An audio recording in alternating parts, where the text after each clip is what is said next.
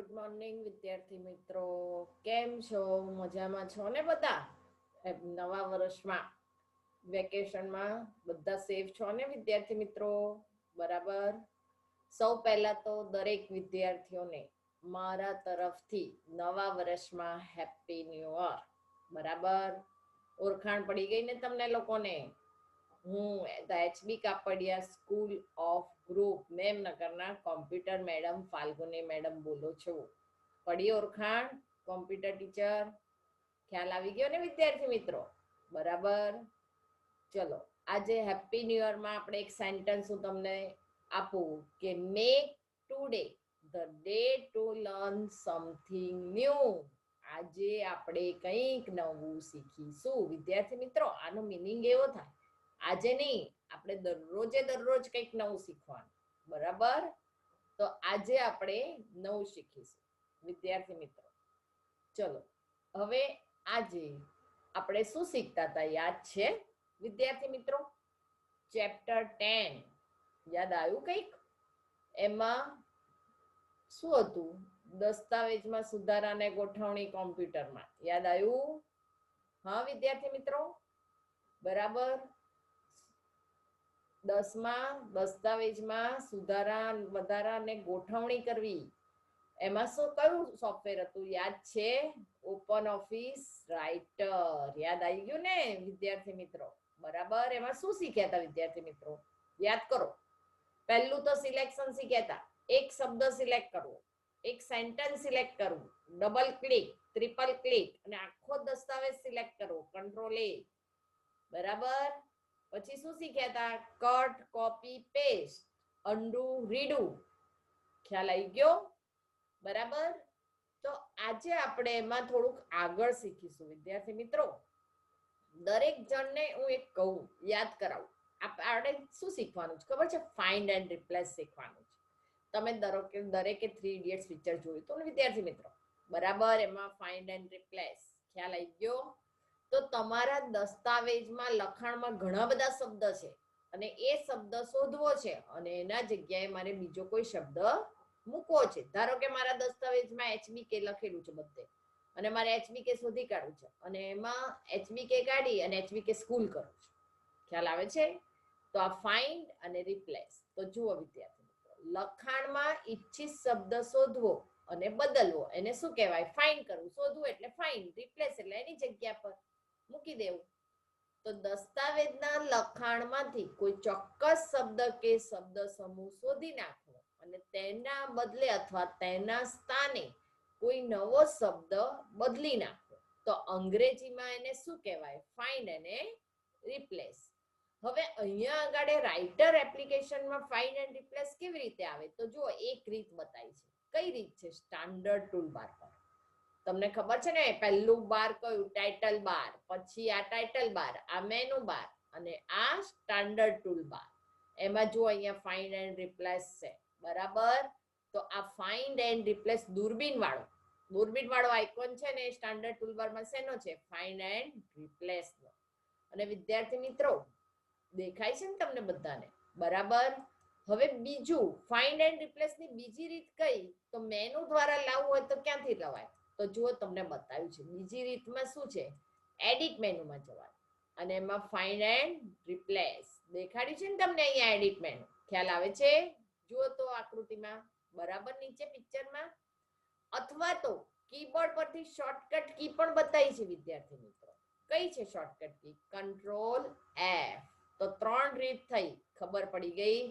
Standard toolbar પરથી find અને replace એટલે દૂરબીનનો આઇકોન.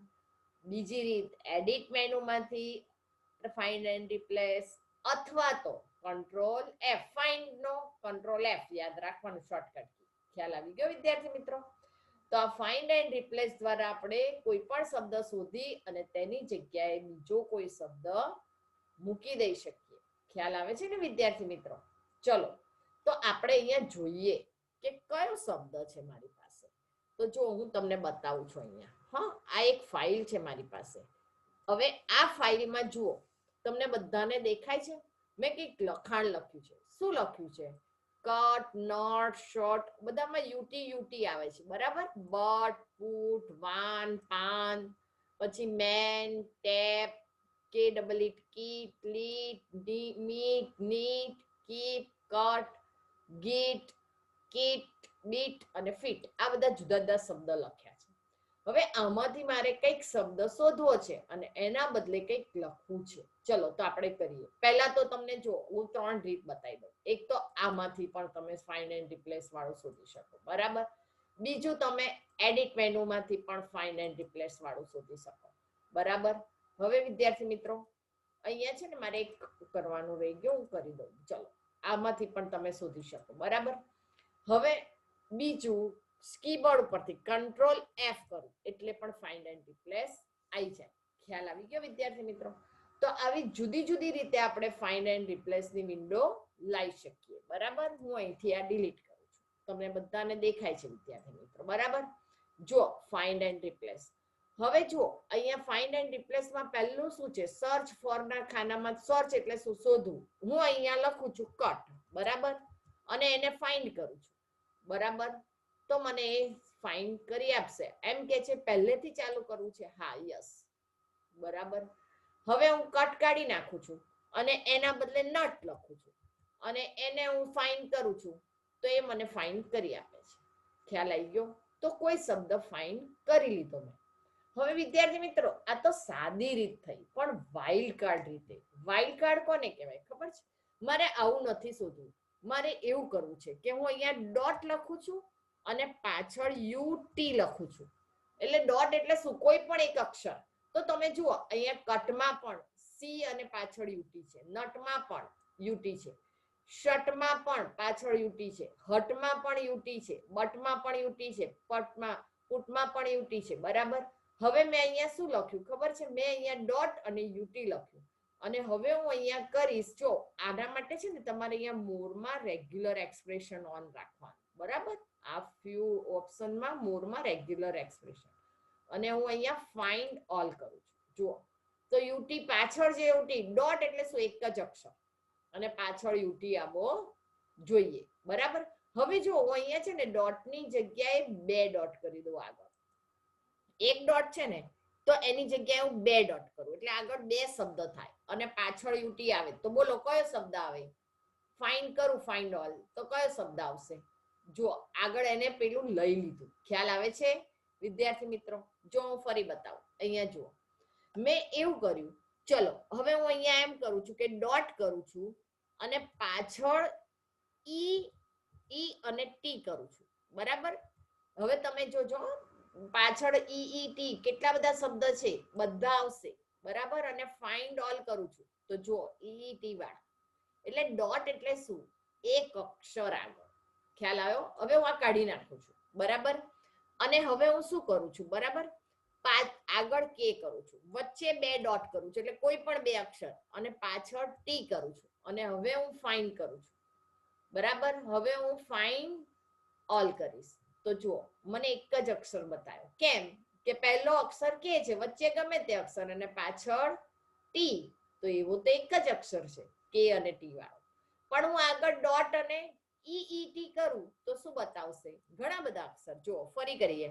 મેં અહીંયા ડોટ કર્યો, પાછળ ઈ અને ટી કર્યો અને હવે ફાઇન્ડ ઓલ કરું તો એક અક્ષરમાં તો કે ટી પણ આવે, એલ પણ આવે, પાછળ તો ડબલ ટી છે, આમાં પણ એમ છે આગળ એક અક્ષર, પાછળ ડબલ ટી છે. એટલે આગળનો ડોટ એટલે ગમે તે અક્ષર હોઈ શકે, પાછળના તો ડબલ ટી જ હોવા જોઈએ. ખ્યાલ આવ્યો? હમણે મેં કે ડોટ ડોટ ટી કર્યું તો આગળ કે અને પાછળનો ટી અને વચ્ચે ગમે તે અક્ષર. ખ્યાલ આવે છે વિદ્યાર્થી મિત્રો? તો આને વાઇલ્ડ કાર્ડ રીતે શોધ્યું કહેવાય. ખ્યાલ આવી ગયો વિદ્યાર્થી મિત્રો? બરાબર. હવે જો હું ચોરસ કૌંસ કરું છું બરાબર અને આ કાઢી નાખું છું બરાબર. હવે ચોરસ કૌંસમાં હું શું કરું છું, બી લખું છું અને પછી એને કરું છું પાછળ ચોરસ કૌંસ અને પછી યુટી લખ્યું. જો ચોરસ કૌંસમાં શું મૂક્યું, બી અને પાછળ યુટી. એટલે મારે શું કરે, પહેલો અક્ષર બી જોઈએ અને પાછળનો યુટી અને ફાઇન્ડ કરું છું તો જો એક જ અક્ષર આપ્યો. ખ્યાલ આવ્યો? હું હવે આ ચોરસ કૌંસમાં શું લખું ખબર છે?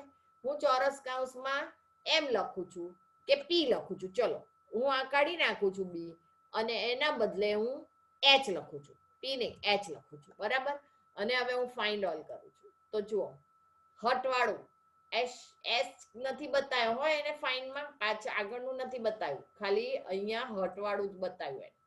ખ્યાલ આવે છે વિદ્યાર્થી મિત્રો? હા, ચલો એવી રીતના આપણે બીજી રીતે શોધીએ. ચલો હું તમને બતાવું છું. જો હવે હું ચોરસ કૌંસમાં શું લખું છું જોજો. હા, ચોરસ કૌંસમાં હું ખાલી એન લખું છું અને ચોરસ કૌંસ બંધ કરી દઉં છું અને પાછળ ડબલ ઈ અને ટી લખું છું, બરાબર. અને હવે ફાઇન્ડ ઓલ કરું છું. તો જો એક જ અક્ષર બતાવ્યો, કેમ કે અહીંયા ખાલી મેં એન જ લખ્યો છે અને પાછળ ડબલ ઈ ટી લખ્યો છે. ખ્યાલ આવી ગયો?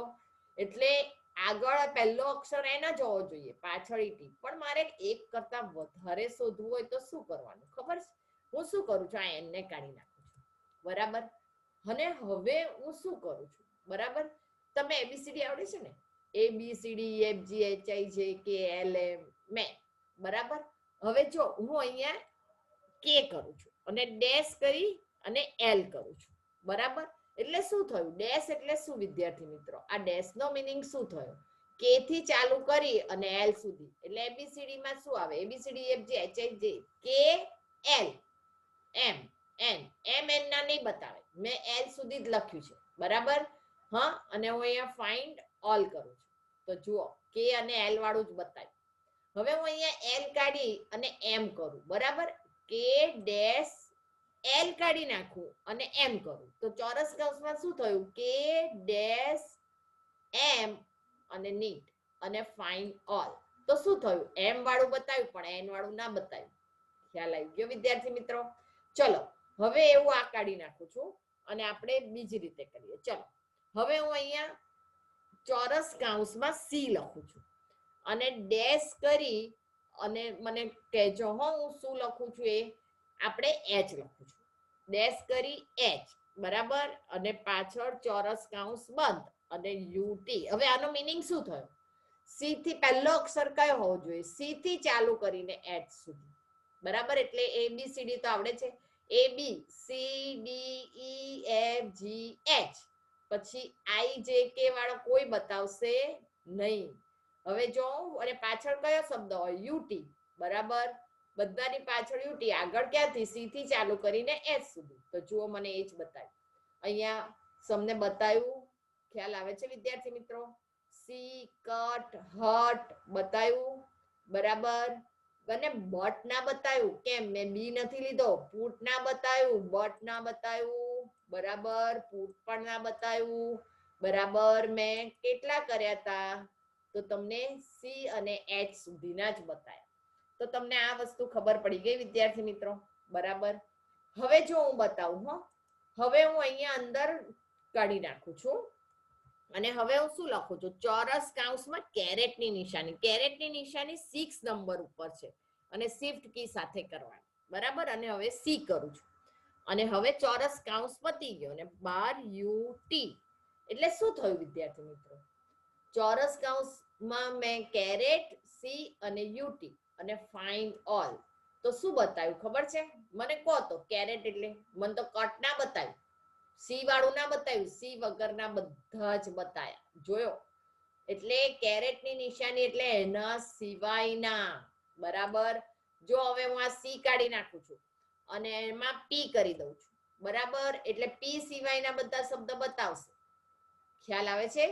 આ પી ના બતાવ્યો પુટ, પણ cut, nut, shirt, hut, but એ બધા બતાય. એટલે કેરેટની નિશાની એટલે શું? એના સિવાયના. ખ્યાલ આવી ગયો વિદ્યાર્થી મિત્રો?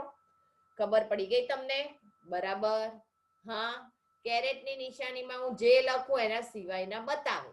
જો હું અહીંયા પી કાઢી અને એચ લખું તો એચ સિવાયના શબ્દો બતાવશે. પાછળ યુટી તો ખરો જ, બરાબર.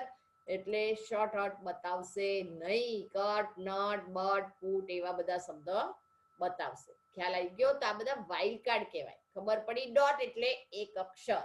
ચોરસ કૌંસમાં જે અક્ષર લખ્યો હોય એ એક જ. મેં પછી એમ લખ્યું હોય B dash N K C dash P, તો સી થી ચાલુ કરીને પી સુધી, અને પાછળ જે હોય ચોરસ કૌંસની એ યુટી હોય કે યુટી. ખ્યાલ આવી ગયો? કેરેટ એટલે શું? એના વગરના.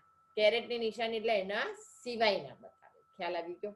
ચલો હવે જો કોઈ જગ્યાએ ચિહ્ન હોય, જો મેં અહીંયા ડોલરનું ચિહ્ન વાપર્યું છે, બરાબર, તો આવા ચિહ્ન શોધવાના હોય ને તો આ સ્લેશ, બરાબર, પછી જે ચિહ્ન લખ્યું હોય ને એની નિશાની કરવાની, ડોલર તો ડોલર કર્યું, બરાબર, ફરી પાછો સ્લેશ, અરે ડોલર પછી કેટલા પૈસા 25 છે, બરાબર, અને પછી પાછો સ્લેશ, અને હવે હું ફાઇન કરું છું, હા જોજો તો શું કરશે, મને અહીંયા એવું બતાવ્યું એણે કે તમે ડોલર પછી 25 માં તમે ફાઇન કરી શકો. હવે હું અહીંયા મેં એવું કર્યું, આ નથી કરતી પાછળનું, ખાલી 25 જ લખું છું, બરાબર, જો સ્લેશ ડોલર અને આ પાછળનો સ્લેશ કાઢી નાખું છું અને હવે હું ફાઇન કરું છું, બરાબર, ફાઇન. તો જો આ બંને બતાયા મને, એક ડોટ વાળું અને ડોટ વગરનું, એટલે આ 25 છે ને ડોલર તો એ બતાવ્યું, પણ મારે એકલું આ ડોટ વાળું, આ પણ ચિહ્ન છે ને આ પણ ચિહ્ન છે, ડોલર પણ ચિહ્ન છે અને પોઈન્ટ પણ ચિહ્ન છે, તો મારે પોઈન્ટ વાળું પણ ચિહ્ન કરવું હોય ને તો મારે અહીંયા શું લખવું પડે ખબર છે, ફરીથી સ્લેશ કરવો પડે પાછળ. હું અહીંયા ફરી જઈ અને પાછળ અહીંયા ફરી સ્લેશ કરીશ અને પછી ડોટ કરી અને 00 લખીશ. તો હવે કયું બતાવશે, હો જોજો, હવે એક જ બતાવ્યું, કારણ કે ડોટ વાળું તો એક જ છે, આ ડોટ વાળી નિશાની એક જ છે, આ ડોટ વગરનું છે.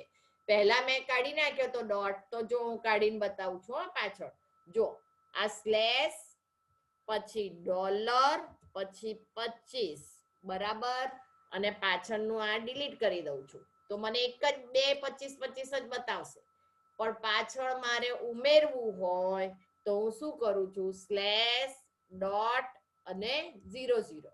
તો હવે મને બધું જ બતાવશે, હા કયું બતાવશે, ડોટ વાળું જ. ખ્યાલ આવી ગયો, આ ડોટ વાળું જ બતાવ્યું, ઉપરનું ના બતાવ્યું, કારણ કે મેં અહીંયા શું લખ્યું છે, ડોટ વાળું લખ્યું છે. ખ્યાલ આવે છે વિદ્યાર્થી મિત્રો? તો આ ફાઇન્ડ એન્ડ રિપ્લેસમાં ખબર પડી ગઈ વિદ્યાર્થી મિત્રો તમને, બરાબર.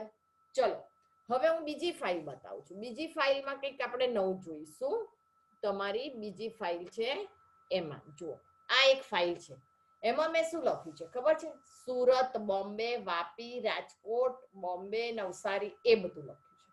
અને હવે હું અહીંયા એડિટમાં જાઉં છું અને ફાઇન્ડ એન્ડ રિપ્લેસ કરું છું, બરાબર, અને હવે આ કાઢી નાખું છું. હવે જુઓ, આ તમને ખબર છે રેગ્યુલર એક્સપ્રેશન તો ન જ હોવું જોઈએ, બરાબર. હવે હું શું કરું છું, મારે બોમ્બે શબ્દ શોધવો છે, BOMBAY, મારે બોમ્બે શબ્દ શોધવો છે, તો મેં ફાઇન્ડ ઓલ કર્યું તો એને મને બધા બોમ્બે શોધી આપ્યા, અને હવે બોમ્બે ના બદલે મારે ગોવા લખવું છે. શું લખવું છે, ગોવા.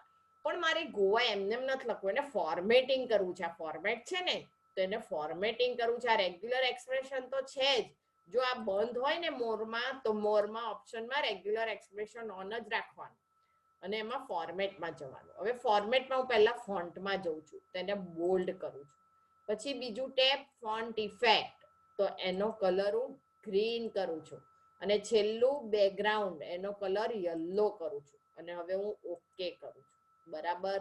અને હવે જોજો અહીંયા તમને જો ગોવાની નીચે લખાઈને આવ્યું, ગ્રીન બોલ્ડ યલો નો ટ્રાન્સલેશન, બરાબર.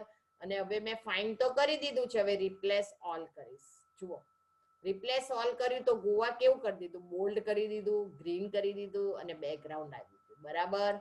તો આ ફોર્મેટની રીતે તમે પણ કરી શકો વિદ્યાર્થી મિત્રો. ખ્યાલ આવે છે વિદ્યાર્થી મિત્રો તમને, બરાબર.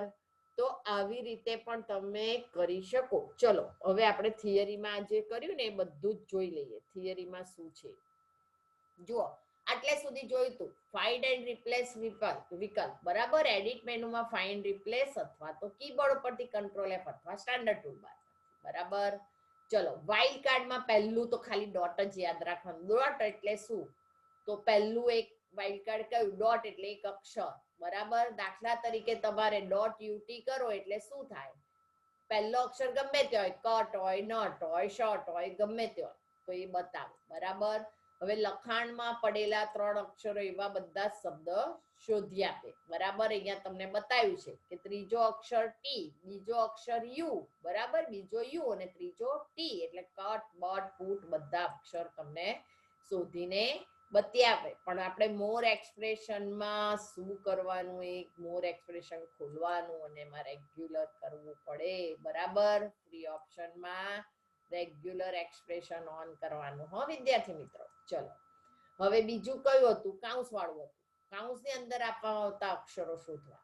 તો હવે જો સર્ચ ફોર ના ખાનામાં શું કરવાનું, મેં પીબી લખ્યું છે એટલે પીબી વાળું યુટી શોધી આપે, બરાબર. એટલે કયા બે શબ્દ આવે, બટ અને પુટ, બરાબર.